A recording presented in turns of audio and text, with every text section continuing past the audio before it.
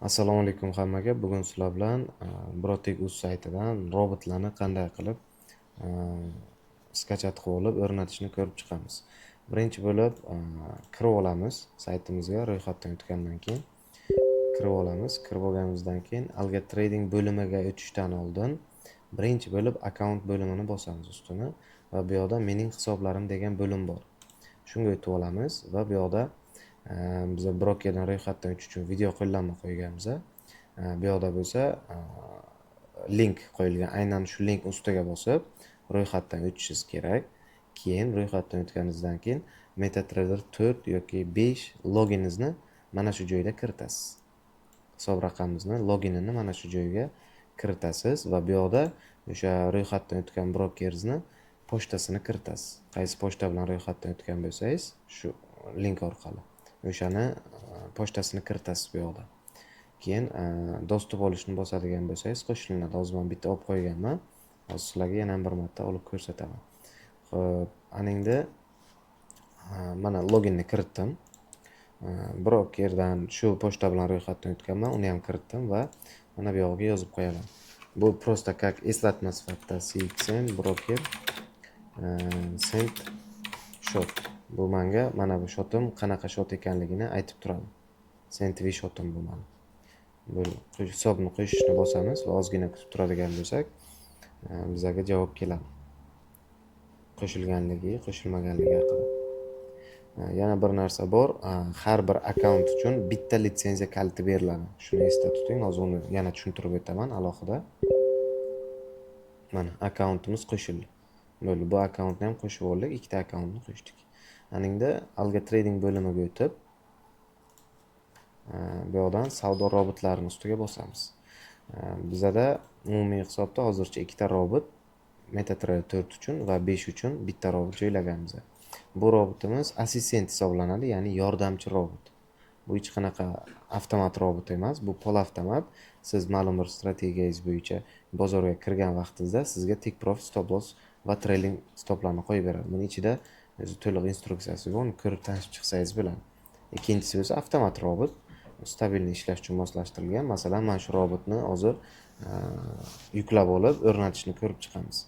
Pastda mana to'liq obzor va natijalari qo'yilgan, 1 yillik real shotda statistikalari qo'yilgan va qisqacha ishlash haqida ham tushuntirib berilgan. Qanaqa logika, qaysi strategiyalar bozorni qanaqa tahlil qiladi, qanaqa kirib chiqadi, hammasi haqida bemalol tanishib chiqsalaringiz bo'ladi, tushuntirib o'tilgan. Bu yoqda bo'lsa robotni qanday qilib o'rnatish bo'yicha video qo'llanma ham bor. Uni ham ko'rasizlar. Mana bu videomizda bo'lsa, polniy robot haqida umumiy tushunchalar berilgan. Qaysi strategiya bilan ishlaydi, nima vazifani qiladi, risklari qanaqa, foydasi qanaqa, hammasi haqida tushuntirib berilgan. Bemalol ko'rib tanishib chiqsalaringiz bo'ladi. Aningda robotga litsenziya kaliti olish kerak. Bez litsenziya kaliti ishlamaydi. Litsenziya kaliti bizning loginimizga beriladi. Masalan, biz hozir ikkita akkaunt qo'shib olgan edik tepada. Mana shu ikkita akkauntimizni qaysi biriga robotni o'rnatmoqchi biz. Shunga qarab bo'ladi. Keling ko'rib chiqamiz uni. Litsenziya kalitini bosadigan bo'lsak, bizda mana ikkita hisob raqam qo'shganmiz. Bittasi mana yangi qo'shganimiz CXN brokeri sent account, sent shot. Bunisi undan oldingi shotimiz. Mana bitta bosamiz, chunki men shunga masalan pul tashlaganman, shunga robot ishlatmoqchiman. Tasdiqlashni bosadigan bo'lsak, mana bizda litsenziya kaliti beriladi. Aynan shu litsenziya kaliti bilan robot ishlaydi va faylni yuklab olish uchun ruxsat beriladi. Bosdik, faylni yuklab olish uchun fayl yuklandi. Mana oldimni. Endi buni kopiya qilib olamiz. Kopiya qilib olamiz va MetaTrader 4 platformamizga kiramiz. Chunki bu robot MetaTrader 4 uchun yozilgan.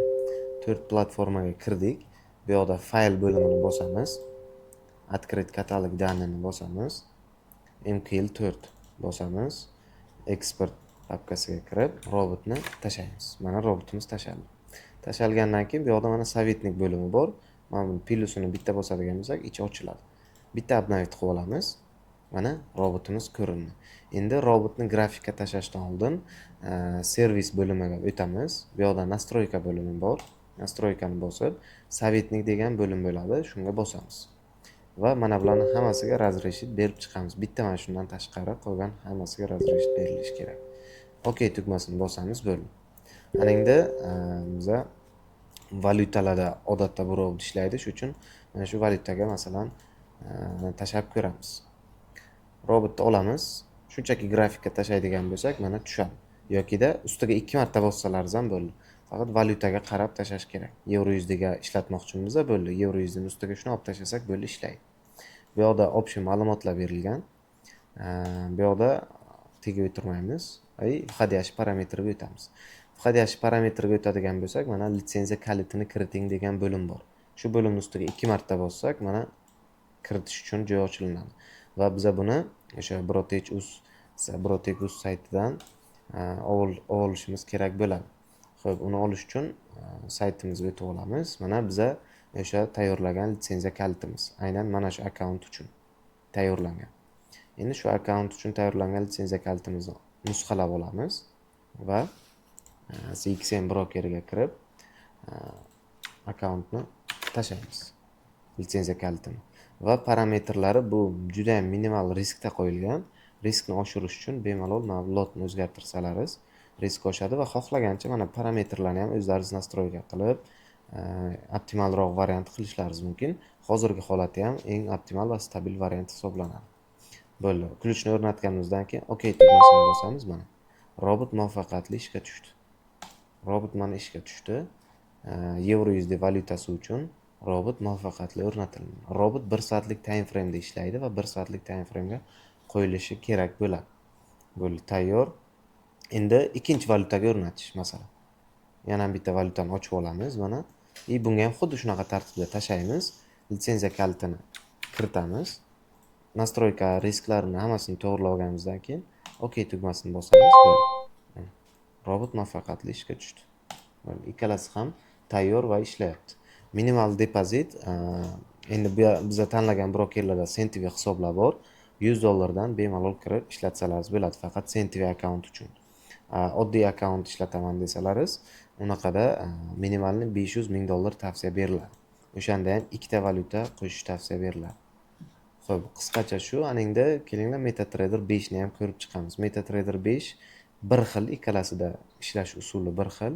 Algo trading bo'limiga o'tamiz. To есть undan oldin biz MetaTrader 5 imizni hisob raqamini qo'shib olishimiz shart bo'ladi.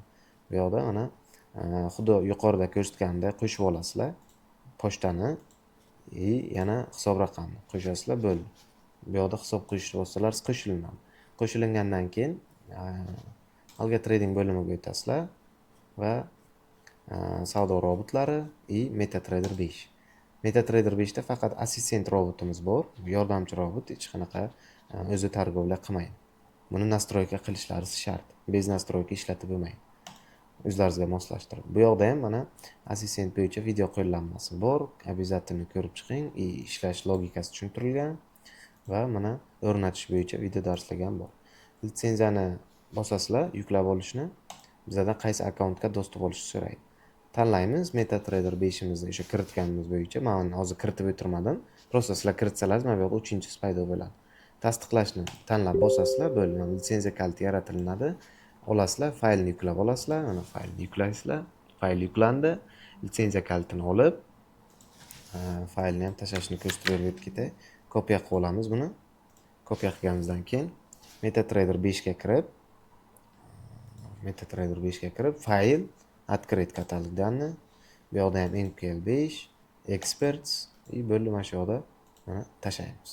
Tushgandan keyin sovetnik bo'limiga o'tib olamiz. Mana sovetnik bo'lim mana bunaqa turadi sizlarda. Bitta bosib ochib olamiz ichini, обновить qilib olamiz. Обновить qilsak mana chiqdi. Chiqqandan keyin birinchi bo'lib servis bo'limidan настройка, sovetnik bo'limi, mana bularga razрешить berib olamiz va OK bo'ldi. Undan keyin botni bemalol tashlaymiz va vходящий parametrga o'tib litsenziya kalitini kiritamiz. Brotech'dan. Mana kalitni nusxalab olib, buni mana kiritib OK tugmasini bosasizlar, bo'ldi, ishlaydi.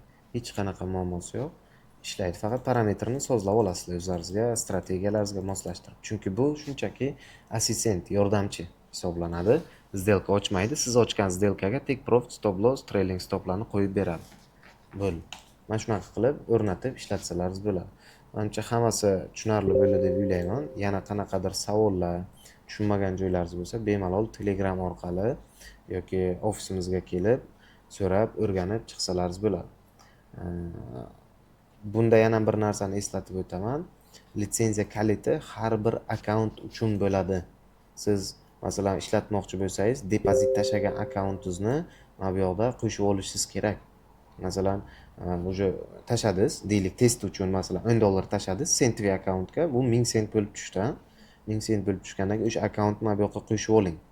Qo'shib olgandan keyin mana bunaqa pochtalarni kiritib qo'shgandan keyin mana bu yoqda chiqadi u sizga. Chiqqandan keyin robotni olayotgan paytingizda, skachat qilayotgan paytingizda litsenziya kalitini olishingiz kerak. 4 robotini avtomat ishlatmoqchisiz. Litsenziya kalitini olishni bosasiz. Mana bu yoqda o'sha akkauntni tanlab, litsenziya kalitini olib oling. Robotni bir marta skachat qilsangiz yetadi. Faqat litsenziya kaliti almashadi har doim. Chunki har bir akkaunt uchun alohida litsenziya kaliti bo'ladi. Shuning uchun savdo qiladigan akkauntingizni loginini qo'shib qo'yishingiz shart bu yoqda. Qo'shib qo'ying. Qo'shgandan keyin litsenziya kaliti orqali qo'shib bemalol ishlatsangiz bo'ladi. Buni bemalol undan tashqari demoda ham testlasangiz bo'ladi. Demo uchun ham ключ olinadi. Demoda ham xuddi shunaqa tartib. Demoga bo'lmasa sinab ko'ringlar.